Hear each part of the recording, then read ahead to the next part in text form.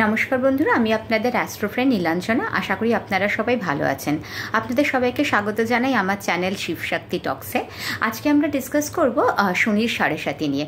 আসলে আমি হঠাৎ করেই ভাবলাম যে আপনাদের সাথে শনির সাড়ে সাতি নিয়ে একটু ডিসকাস করি, কারণ লাস্ট কদিন ধরে আমি যেই সব হরোস্কোপগুলো দেখছি, ম্যাক্সিমাম হরোস্কোপে 90% হরোস্কোপে বেসিক্যালি আমি শনির সাড়ে সাতি দেখলাম। তো আমার মনে হলো হয়তো কোথাও দিয়ে ইউনিভার্স আমাকে একটা সিগন্যাল দিচ্ছে যে শনির সাড়ে সাতি নিয়ে একটা ভিডিও করা। তাই জন্য আজকে আমি ভাবলাম আপনাদের সাথে শনির সাড়ে সাতি নিয়ে একটা ভিডিও করি। তো প্রথমে আসি যে কোন কোন রাশিতে এখন শনির সাড়ে সাতিটা চলছে। তো মেইনলি আমাদের তিনটে রাশিতে এখন শনির সাড়ে সাতি চলছে। তার মধ্যে একটা হচ্ছে আপনাদের কুম্ভ রাশি। ঠিক আছে, কুম্ভ রাশিতে আমাদের শুরু হয়েছে জানুয়ারি 24 জানুয়ারি 2020 থেকে। ঠিক আছে, 2020 থেকে। সো সেকেন্ড ফেজটা যেটা শুরু হয়েছে, আমরা সাড়ে সাতি কি আমরা তো জানি যে শনির সাড়ে সাতি 7.5 বছর থাকে। 7.5 বছরে আমরা 7.5 বছরটাকে আমরা তিনটে ফেজে ডিভাইড করি, ফার্স্ট ফেজ, সেকেন্ড ফেজ আর থার্ড ফেজ। তো ফার্স্ট ফেজ যেটা, সেটা হচ্ছে যখন জাস্ট স্টার্ট হচ্ছে, ওটা হচ্ছে একটু বেশ টাফ ফেজ। তারপরের ফেজটা যেটা সেকেন্ড ফেজ, সেটা হচ্ছে সব থেকে টাফেস্ট ফেজ যেটা। আর যেটা থার্ড ফেজ, সেটা হচ্ছে কিছুটা আমরা আরাম পেয়ে থাকি। থার্ড ফেজটা মানে বেসিক্যালি সেটিং ফেজ, তো সেখানে কিছুটা বেটার। সো সব থেকে চ্যালেঞ্জিং ফেজ হচ্ছে সেকেন্ড ফেজ। ফার্স্ট ফেজটাও চ্যালেঞ্জিং, কিন্তু সেকেন্ডটা হচ্ছে সব থেকে বেশি চ্যালেঞ্জিং। তাই জন্য আমি এখানে বলে দেবো আপনাদের যে তিনটে রাশিতে শনির সাড়ে সাতিটা চলছে, সেখানে সেকেন্ড ফেজে কোনটা। তো আমি যেটা এক্ষুনি বলছিলাম, যেটা অ্যাকোয়ারিয়াস, যেটা হচ্ছে কুম্ভ রাশি, সেখানে শুরু হয়েছে 24 জানুয়ারি 2020 থেকে। আর এটার যে সেকেন্ড ফেজ, সেটা শুরু হয়েছে আমাদের এপ্রিল 28 এপ্রিল 22 থেকে, অ্যান্ড এটা শেষ হয়েছে 29 মার্চ 25-এ। তাহলে আমাদের কুম্ভ রাশির থেকে যেটা সেকেন্ড ফেজ, যেটা টাফেস্ট ফেজ, সেটা চলে গেছে। এখন থার্ড ফেজটা চলছে, মানে যেটা হচ্ছে আমাদের সেটিং ফেজ। সেটিং ফেজটা চলবে কবে অবধি? 2 জুন 2027 অবধি। সো 2 জুন 2027-এ গিয়ে কুম্ভ রাশির শনির সাড়ে সাতি কমপ্লিট হবে। নেক্সট কার চলছে? নেক্সট চলছে আমাদের হচ্ছে পিসাসের। পিসাস হচ্ছে মীন রাশি। তো পিসাসের কবে শুরু হয়েছে? পিসাসের শুরু হয়েছে 28 এপ্রিল 2022 থেকে। 28 এপ্রিল 2022 থেকে পিসাসের শনির সাড়ে সাতি শুরু হয়েছে, এবং শনির সাড়ে সাতি কিন্তু এখন একদম তুঙ্গে আছে, সেকেন্ড ফেজে আছে মীন রাশি। তাই মীন রাশি জাতক জাতিকাদের কিন্তু এখন প্রচণ্ড রকমের সাবধানে চলাফেরা করতে হবে, ভীষণ কনসিয়াস থাকতে হবে। তো অবভিয়াসলি আমি আসছি রেমেডিসেও, যে কী কী রেমেডিস করা উচিত। সো সেকেন্ড ফেজটা যেটা শুরু হয়েছে মীন রাশির ক্ষেত্রে, সেটা শুরু হয়েছে 30 মার্চ 25। ঠিক আছে, জাস্ট 2 মাস আগে। আর এটা চলবে কিন্তু 2 ফেব্রুয়ারি 2027 অবধি। সো 2 ফেব্রুয়ারি 2027-এ গিয়ে সেকেন্ড ফেজটা শুরু হবে। কিন্তু মীন রাশির যে থার্ড ফেজ, মানে একদম শনির সাড়ে সাতি গিয়ে এন্ড হবে কিন্তু 8 অগস্ট 2029-এ। সো অগস্ট 2029 অবধি মীন রাশি সাড়ে সাতি চলবে। আর কোন রাশি শুরু হয়েছে? এরিস, দ্যাট ইজ মেষ রাশি। মেষ রাশির শুরু হয়েছে 30 মার্চ 2025 থেকে। ও মানে তার মানে জাস্ট স্টার্টিং ফেজ হচ্ছে মেষ রাশির। 30 মার্চ 2025 থেকে শুরু হয়েছে, এবং সব থেকে টেস্টিং ফেজ, সব থেকে চ্যালেঞ্জিং ফেজ যেটা যাবে মেষ রাশির জন্য, সেটা হচ্ছে 2 জুন 2027 থেকে 7 অগস্ট 2029 অবধি। এটা হবে সেকেন্ড ফেজ, যেটা হবে সব থেকে টাফ ফেজ মেষ রাশির জন্যে। এবং মেষ রাশির সাড়ে সাতি গিয়ে শেষ হবে 30 মে 2032-তে। সো এখন আপাতত 2032 অবধি মেষ রাশির শনি সাড়ে সাতি চলবে। তো এই যে তিনটে রাশি, কুম্ভ রাশি, মীন রাশি আর মেষ রাশি, এই তিনটে রাশিরই কিন্তু এখন বেশ একটা টাফ, একটা চ্যালেঞ্জিং পিরিয়ড। তো এটাতে ভয় পাওয়ার কিছু নেই, এটা তো সব মানুষের জীবনেই আসে, সব রাশিতেই আসে। আজ আর কাল সব রাশিতেই তো শনির সাড়ে সাতি হবে। তো এবারে আসা যাক যে কী করণীয়। আচ্ছা, ফার্স্টে আমি আপনাদের বলেছি এটাতে কি কি হয়। মানে মেইনলি শনির সাড়ে সাতি হচ্ছে বেসিক্যালি আমাদের বলতে পারেন যে আমাদের রিপোর্ট কার্ড পিরিয়ড। আমরা কি কি কর্মা করেছি পাস্ট লাইফে, প্রেজেন্ট লাইফে। এবার দেখুন, আমরা প্রত্যেকেই চেষ্টা করি যে ভালো কর্মা করা, কিন্তু সব সময় তো মানে আমরা মানুষ, আমরা তো এখনও স্বামীজি লেভেলে যাইনি, যেতে পারিনি যে আমরা সব কিছুই ঠিক করব। হয়তো আমরা জানতে অজান্তে ভুল কিছু করে থাকি। তো চেষ্টা করা সবসময় করা উচিত যে আমাদের জ্ঞানও তো আমরা কোনো খারাপ কর্মা করবো না, কিন্তু অনেক সময় হয়তো পরিস্থিতি এরকম হয়ে যায় আমরা একটু রেগে যাই, আমাদের ইমোশনস, ইগো এগুলো তো আছে, সেগুলো তো সবটা ওভারকাম আমরা করতে পারবো না। যতটা ওভারকাম করা যায় ততটা চেষ্টা করব। তো এবারে এই পিরিয়ডে কি হয়, এটা হচ্ছে আমাদের টেস্টিং পিরিয়ড, আমাদের রিপোর্ট কার্ড পিরিয়ড। তো শনিদেব কি, আমরা শনিদেব ক্ষেত্রে কিন্তু আমরা যে ভয় পেয়ে যাই, উনি কিন্তু মানে শনিদেব কিন্তু ডিস্ট্রয়ার না, উনি হচ্ছেন টিচার। শনিদেব হচ্ছেন আমাদের টিচার, আমাদের কারক গ্রহ। উনি হচ্ছেন আমরা যেটা কর্ম করেছি তার আমাদের মানে রেজাল্ট উনি দেখছেন। এছাড়া কিন্তু উনি আমাদেরকে না আরও টাফ বানান। এই যে 7.5 পিরিয়ড যে আমরা যে এত চ্যালেঞ্জেস লাইফে ফেস করি, তার জন্য কিন্তু আমরা নতুন চ্যালেঞ্জেস নেওয়ার জন্য আমরা অনেক বেশি টাফ হয়ে যাই। তো উনি কিন্তু আমাদেরকে শিক্ষাও দেন, তাই জন্য ভয় পাওয়ার খুব বিশেষ নেই। হ্যাঁ, কিন্তু সাবধানতা আমাদের মেনটেন করতে হবে। এই সময় যেগুলো আমরা দেখি হচ্ছে একটু খুব মাইন্ডে ডিস্টারবেন্স হয়, ডিপ্রেশন আসে, ভীষণ ডিপ্রেশন লাগে, মাঝে মাঝে ভীষণ ডিপ্রেস লাগে, খুব ডিট্যাচমেন্ট ফিল হয়, মাঝে মাঝে মনে হয় যে সব কিছুর থেকে ডিট্যাচড হয়ে যায়, ফ্যামিলির থেকে ডিট্যাচড হয়ে যায়, এরকম একটা ডিট্যাচমেন্ট হয়। অনেকের ক্ষেত্রে দেখা গেছে এই সময় ডিভোর্সও হয়, ঠিক আছে, অনেক সময় ডিভোর্স হয় শনি 7.5 পিরিয়ডে। আর যাদের বাবা জীবিত তাদেরকে বলবো 7.5 পিরিয়ডে নিজেদের বাবাদের হেলথ নিয়ে একটু কনসিয়াস থাকতে, কারণ এই সময় বাবার হেলথে ইস্যু হয়, অনেকেই নিজের বাবাদের হারান এই 7.5 পিরিয়ডে। নট অনলি বাবা, নিজের মার হেলথ নিয়েও আপনারা একটু কনসিয়াস থাকবেন 7.5 পিরিয়ডে। যদিও বাবার হেলথটা বেশি এফেক্টেড হয়, কিন্তু মা বা আপনার যাদেরকে আপনি ভালোবাসেন, বিশেষ করে মা, এদের বাবা মার হেলথ নিয়ে 7.5 পিরিয়ডে কিন্তু খুব কনসিয়াস থাকা দরকার। এছাড়া আপনার নিজের হেলথ নিয়েও আপনাকে কনসিয়াস থাকতে হবে। বিশেষ করে পায়ে চোট লাগার একটা সম্ভাবনা থাকে, মানে বড় ধরনের পায়ে একটা মেজর ইনজুরি বা পা রিলেটেড অ্যাক্সিডেন্ট হতে পারে। তো আপনাদের পা রিলেটেড ব্যাপার নিয়ে একটু সাবধান থাকবেন। পেটে গল ব্লাডার, কিডনি, এই রিলেটেড মানে প্যানক্রিয়াস, এগুলো নিয়ে একটু সাবধান থাকবেন এই পিরিয়ডে। আর এই পিরিয়ডে হচ্ছে অফিস পলিটিক্স প্রচণ্ড রকমের আপনাদেরকে হ্যারাসমেন্ট দেবে। মানে শনি 7.5 পিরিয়ডে একটু খুব মানে ব্যাক স্ট্যাবিং, মানে আপনার সামনে হয়তো খুব মিষ্টি করে বলে গেল, কিন্তু আপনার পেছনে সে আপনাকে ব্যাক স্ট্যাব করছে। এই ব্যাপারটাও কিন্তু প্রচণ্ড রকমের হয় এই 7.5 পিরিয়ডে। তাই একটু চোখ কান খোলা রাখতে হয়, একটু সাবধান থাকতে হয়। প্রফেশনাল জায়গায়, অফিসের জায়গায় যতটা পারেন প্রফেশনালি মিশুন লোকজনের সাথে, কারোকে মন থেকে ট্রাস্ট করবেন না, কারণ এটা একটু চ্যালেঞ্জিং ফেস। এই সময় হুটহাট করে কোনো খরচা হতে পারে, হয়তো আপনি প্ল্যানই করেননি এই খরচাটা, কিন্তু হঠাৎ করে সেই খরচাটা হয়ে যেতে পারে। সো এই সেভিংসের ব্যাপারে অনেকটা ইস্যুস হয়, অনেকটা সেভিং রিলেটেড প্রবলেম হয়, টাকা পয়সা, financial stability problem, job related stability problem, জবের মানে পলিটিক্স, অফিস পলিটিক্স, বিজনেস যদি করেন বিজনেসের লসেস, এই ব্যাপারগুলো একটু শনি 7.5 পিরিয়ডে হয়। কিন্তু তার বলে কি আমরা খুব ভয় পেয়ে থাকবো? না, নিশ্চয়ই না। আমরা আমাদের দিক দিয়ে কিছু ছোট ছোট রেমেডিস করব, যাতে আমরা চেষ্টা করব যে আমরা একটু ভালো থাকতে পারি, যতটা সম্ভব ভালো থাকতে পারি। এছাড়া আমি যে রেমেডিসগুলো এখন আপনাদেরকে বলতে চলেছি, আমি কিন্তু শুধু বলবো না যে যাদের 7.5 চলছে, এই যে 3টে রাশির কুম্ভ, মীন আর আপনার যেটা হচ্ছে এরিজ, মেষ রাশি, শুধু যে এই 3 রাশির জাতক জাতিকারাই করবেন শুধু তাই নয়, আমি বলবো আপনারা প্রত্যেকেই করুন, যাতে প্রত্যেকের জীবনেই তো আসবেই 7.5 পিরিয়ড, যাতে 7.5 পিরিয়ডে আপনাকে সেই রকম মানে অত হাই লেভেল অফ প্রবলেমস বা চ্যালেঞ্জেস ফেস না করতে হয়, যাতে আপনি খুব ভালোভাবে ওই চ্যালেঞ্জগুলোকে পেরিয়ে আসতে পারেন। তাই জন্য আপনাদের সবাইকেই এগুলো ফলো করতে বলবো। বিশেষ করে যাদের 7.5 চলছে তারা তো অবশ্যই ফলো করবেন। এছাড়া অনেকের এখন শনির ঢাইয়া চলছে। শনির ঢাইয়া কী করে চলছে নিশ্চয়ই আপনারা অনেকেই জানেন, আপনাদের কাদের চলছে। এটা একটু অ্যাস্ট্রোলজিক্যাল ব্যাপার, আপনাদেরকে আমি খুব ডিটেলস ওটা বোঝাচ্ছি না। যারা হয়তো অ্যাস্ট্রোলজিদের কাছে যাচ্ছেন আপনাদের শখ নিয়ে, তারাই আপনাকে বলে দেবেন আপনার এখন ঢাইয়া চলছে। তো যাদের ঢাইয়া চলছে, যাদের এখন স্যাটার্নের মহাদশা চলছে বা স্যাটার্নের অন্তর্দশা চলছে, তারাও এইগুলোকে ফলো করতে পারেন, যাতে আপনারা স্যাটার্ন রিলেটেড সব রকম ইয়ের থেকে মুক্তি পান। বিশেষ করে যাদের 7.5 চলছে তাদের জন্য এটা বেশি অ্যাপ্লিকেবল হবে।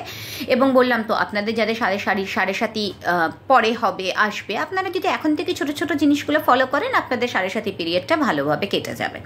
ঠিক আছে, তো প্রথম হচ্ছে যে আপনাদের কোনো রেমেডিজের আমি আগে একটা কথাই বলবো, যে নিজেদের কর্মাটাকে ঠিক রাখুন। মানে কর্মা বলতে কি অযথা কারোর সাথে ঝামেলায় না যাওয়া। হ্যাঁ, কিন্তু আপনার সাথে কেউ ঝামেলা করলে কি আপনি নিজের সেলফ লাভটা ভুলে গিয়ে সেটাকে ক্ষমা করে দেবেন? আমি সেটা বলছি না। নিজেকে ভালোবাসাটা সব থেকে দরকার।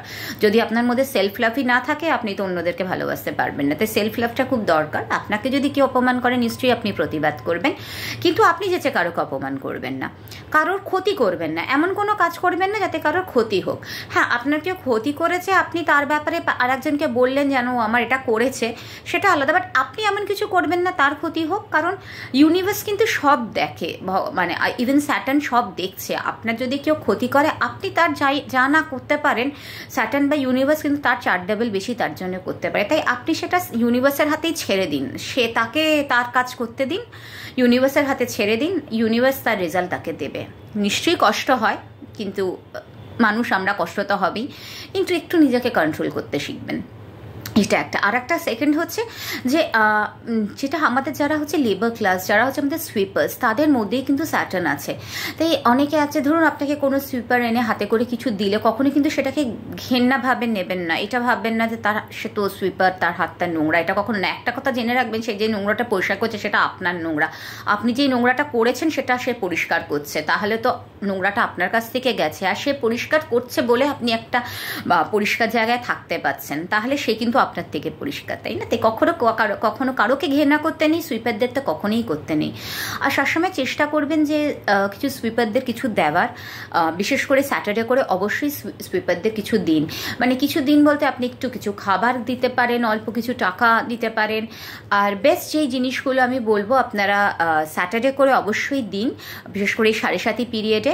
আমি বলছি না যে এভরি স্যাটারডে এই প্রত্যেকটা জিনিস দিতে হবে, আপনি ঘুরিয়ে ঘুরিয়ে এক একটা স্যাটারডে এক একটা জিনিস দিন। তো কি কি করবেন, একটা হচ্ছে ব্ল্যাক উড়াদ ডাল, যেটা হচ্ছে কালো উড়াদ ডাল, ঠিক আছে? ব্ল্যাক উড়াদ ডাল আপনি কিছুটা কোনো সুইপারকে দিন, যে সে বাড়িতে গিয়ে সেটা রান্না করে খেতে পারবে, এবং আপনি কোনো মন্দিরে গিয়েও কিছুটা ব্ল্যাক উড়াদ ডাল রেখে আসতে পারেন। কিছুটা ব্ল্যাক উড়াদ ডাল ধরুন মাসে একটা স্যাটারডে করলেন, ঠিক আছে, কিন্তু এটা অবশ্যই করবেন। এটা একটা। আর একটা হচ্ছে যে কোনো কালো মিষ্টি, মানে যেটা হচ্ছে আপনি যখন কালো জাম, একটু কালো জাম কিনে কোনো সুইপারকে হাতে দিয়ে বললেন যে আপনি আজকেই মিষ্টিটা খেয়ে নেবেন, একটু মিষ্টি জল খেয়ে নেবেন, তো তার সাথে একটা ছোট বিসলারি জলের বটলও তাকে কিনে, তাকে একটু কালো জাম মিষ্টি কিনে তাকে কোনো একটা স্যাটারডে দিয়ে দিলেন, এবং কিছু কালো জাম মিষ্টি কিনে কোনো মন্দিরে গিয়ে দিয়ে আসলেন। এটা একটা স্যাটারডে করলেন। আর একটা স্যাটারডে আপনি কি করতে পারেন, একটু সর্ষের তেল, একটা ছোটো সর্ষের তেলের বটল কিনে একটা কোনো সুইপারকে দিলেন, একটা সর্ষের তেল আপনি গিয়ে একটা কোনো মন্দিরে রেখে আসলেন। আর একটা করবেন, সেটা হচ্ছে কোল্ড ড্রিঙ্ক। এখন তো খুব গরমকালে আপনি কি করবেন, ছোট কোল্ড ড্রিঙ্ক, কোলার বটল, ছোট কালো কোলার বটল কিনবেন, যেরকম কোকাকোলা হোক, পেপসি হোক, থামস আপ হোক, যেগুলো আপনার কালো রঙের, মানে ছোট বটল কিনুন, একটা ছোট কোল্ড ড্রিঙ্কের বটল, আর 10 টাকা বা 20 টাকা বা 50 টাকা যাই হোক আপনি নিয়ে একটা কোনো সুইপারকে দিয়ে বলুন যে খুব গরম তো, আপনি এটা খেয়ে আর এই টাকাটা দিয়ে আপনি একটু বিস্কিট বা কিছু একটা কিনে খেয়ে নিন। তো এরকম একটা শনিবার দিন আপনি এরকম একটা কোলার বটল আর একটু টাকা দিলেন, তাহলে কি একটা শনিবার আপনি ব্ল্যাক উড়াদ বা কালো উড়াদ ডাল দিলেন, একটা শনিবার আপনি কালো জাম মিষ্টি দিলেন, একটাতে আপনি ব্ল্যাক কোলার ডাল দিলেন, একটাতে আপনি সর্ষের তেল, যেটা আপনাকে বললাম সর্ষের তেল। এইভাবে আপনি ঘুরিয়ে ফিরিয়ে দিতে পারেন। এছাড়া আপনি যেটা করবেন সেটা হচ্ছে রুটি, কোনো গরুকে বেস্ট হয় যদি কোনো কালো গরুকে শনিবার করে খাওয়াতে পারেন। শনিবার করে অবশ্যই গরুকে খাওয়ান, কালো গরু হলে বেস্ট, যদি কালো গরু না পান তাহলে এমনি গরুকে খাওয়ান।